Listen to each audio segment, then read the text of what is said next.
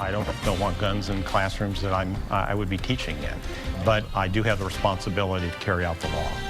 The University of Texas sets new rules for guns, laying out where they are and are not allowed on campus.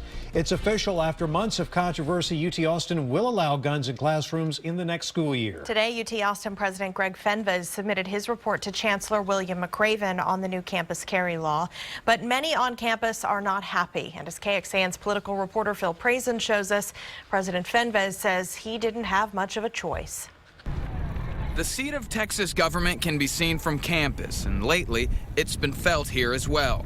Last year, lawmakers said the Second Amendment rights of students outweigh the wants of the campus as a whole. For years now, people could carry guns on the sidewalks or keep them in their cars on campus. But many said guns inside the classroom was that line in the sand. And now that line's been crossed. As Americans, we have a long tradition of refusing to comply with unjust or unsafe laws. Professor Lisa Moore founded the group Gun Free UT.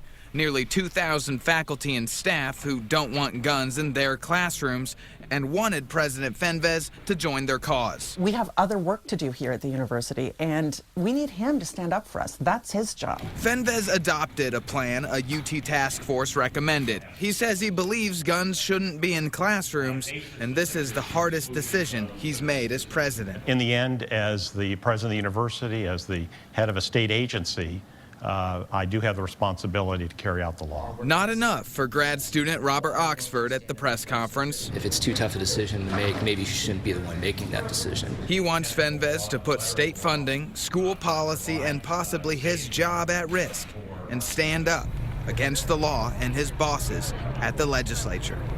Phil President, KXAN News. President Fenves also announced a task force to implement the law and monitor the negative impacts on campus. This includes recruitment, which he says he does expect to suffer. The next step in the campus carry process will not come until the school year ends. The Board of Regents is taking the plans from each UT campus, and they have until May to approve them. After that, the law takes effect August 1st.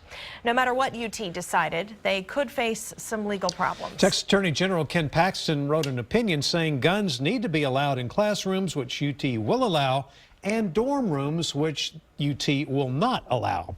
Paxton said if UT Austin does not comply with both, they could face a possible lawsuit from the state. On the other side, last month we introduced you to UT's Dr. Steven Weinberg. He's a Nobel Prize-winning physicist. Weinberg told us he'll continue to ban guns in his classrooms next fall and is willing to be the test case in court.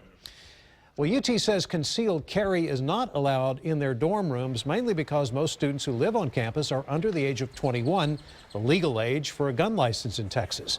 Another concern are the close living spaces and fear of theft and misuse amongst roommates.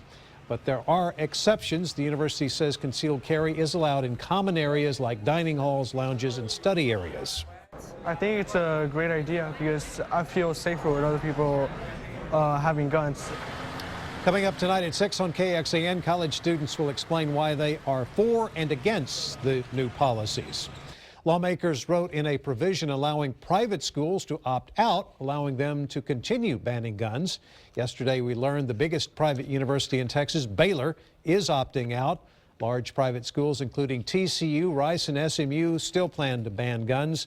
In our area, St. Edwards, Southwestern, and Houston-Tillotson universities say they will continue to ban guns on campus. And so far, Concordia University has not reached a decision. From